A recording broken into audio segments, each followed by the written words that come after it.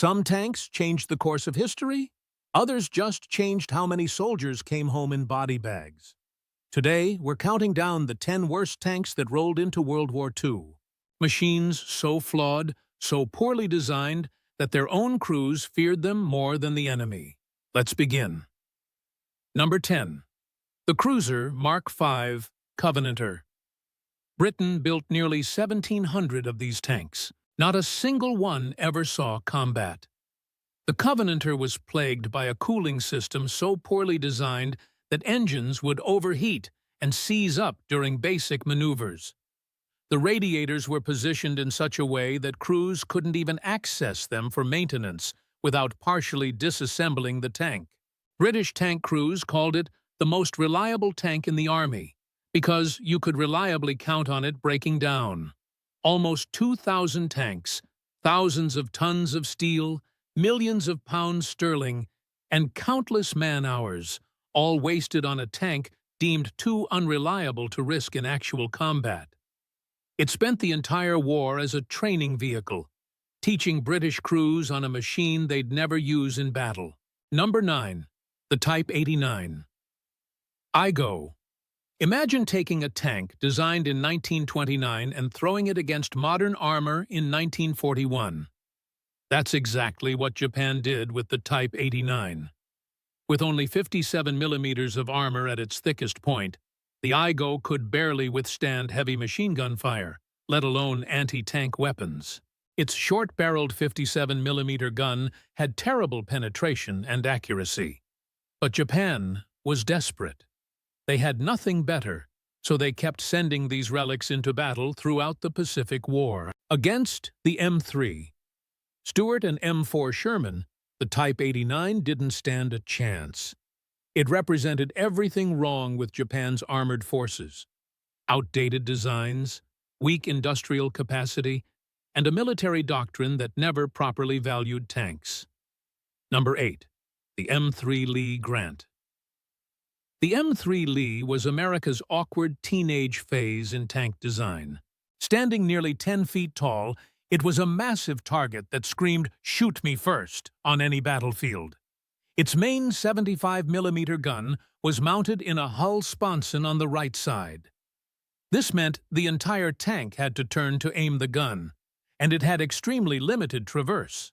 Meanwhile, a smaller 37 millimeter gun sat in a rotating turret on top. The result? A 7-man crew operating 2 different guns that were rarely useful at the same time. British crews who received it under Lend-Lease renamed it the Grant and tried to make the best of a bad situation. In North Africa, its height made it easy prey for German anti-tank guns. One British tanker described it as a factory on tracks, too big to hide and too clumsy to fight. The Lee was always meant as a stopgap until the Sherman arrived. Everyone knew it. The crews knew it. And that knowledge didn't make climbing into one any less terrifying. Number 7. The T-26. When Operation Barbarossa began in June 1941, the Soviet Union had more tanks than Germany. What they didn't have was good tanks. The T-26 light tank was a perfect example. Based on a British design from the early 1930s, it had just 15 millimeters of armor in most places. German 37 millimeter anti-tank guns could penetrate it from over a kilometer away. Even heavy machine guns could punch through at close range. Soviet crews called them coffins on tracks. In the first 6 months of Barbarossa, thousands were destroyed. Not in heroic last stands, but in one-sided massacres where German gunners barely had to aim. The T-26 represents one of the darkest chapters of the Eastern Front, where Soviet tankers died in machines that couldn't protect them, fighting a doctrine that valued quantity over quality. Number 6. The infantry tank. Mark I. Matilda. The original Matilda had one thing going for it: thick armor. Everything else was a disaster. It crawled across the battlefield at a maximum speed of 8 miles per hour. A soldier could jog faster. Its 2-pounder gun already obsolete when the war started, became utterly useless as enemy tanks improved.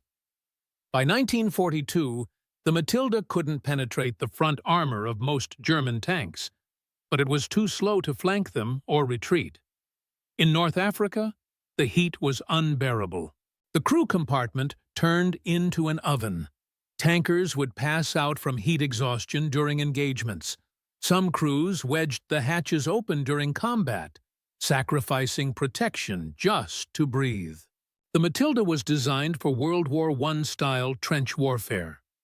Instead, it got thrown into World War II's mobile warfare, where speed and firepower mattered more than armor alone. It was the wrong tank for the wrong war. Number 5. The Type 94. Tacky, let's be honest. The Type 94 wasn't really a tank. It was a motorized coffin. This Japanese Tankette weighed less than 3.5 tons and had armor only 12 millimeters thick. Rifle fire could penetrate it. A determined soldier with a pickaxe could probably get through. Its only armament was a single 6.5 millimeter machine gun, the same weapon Japanese infantry carried. Two men squeezed into a space barely bigger than a telephone booth, with no room to move, no protection, and no realistic way to fight enemy armor. The Type 94 was designed for reconnaissance and infantry support, but in practice, it was just a way to get two soldiers killed faster than if they'd been on foot. Over 800 were built. Each one represented a waste of resources Japan desperately needed for actual combat vehicles. Number 4. The Type 95. Hago. The Hago was Japan's most produced tank of the war, with over 2,000 built. It was also one of the most deadly for its own crews. The Hago's 37mm gun couldn't penetrate American Sherman armor from any angle. Meanwhile, every weapon the Americans had could punch through the Hago's thin armor like tissue paper. The tank ran on gasoline, not diesel, meaning any penetrating hit usually resulted in an immediate fire. In the Pacific Island campaigns, American Marines learned to fear Hagos less than enemy infantry. They called them steel coffins and developed specific tactics to burn them out. Flamethrowers could actually penetrate the thin armor and incinerate the crew inside. Tank destroyer crews reported feeling sorry for Hago crews before killing them anyway. Japanese tankers knew they were driving into death traps. They knew their tanks were obsolete, but Bushido Code demanded they fight anyway, in machines that guaranteed their deaths. Number 3. The M3 Stuart. Wait, the Stuart? Wasn't that a successful tank? Yes, in 1941. By 1943, it was a death trap. The Stuart's 37mm gun, adequate in the early war, became completely useless against upgraded German and Japanese armor. It couldn't penetrate a Panzer IV from the front. It couldn't hurt a Tiger at all. Meanwhile, every enemy tank gun could easily destroy a Stuart. American crews nicknamed it the Purple Heart Box because getting hit in one guaranteed a casualty. Its high profile made it easy to spot and target. Its thin armor offered false confidence. And yet, America kept producing them, kept sending crews into them, because industrial momentum is hard to stop. Tankers transferred from Shermans to Stuarts described it as a punishment detail. Some crews in the Pacific Theater welded extra armor plates onto their Stuarts, anything to improve their chances. It rarely helped. Number 2. The Panzer III. This might surprise you. The Panzer III was an excellent tank in 1940 and 1941. By 1943, it was a death sentence. The problem wasn't the design. The problem was that Germany kept using it long after it became obsolete. The Panzer III's 50mm gun couldn't penetrate a T-34's frontal armor.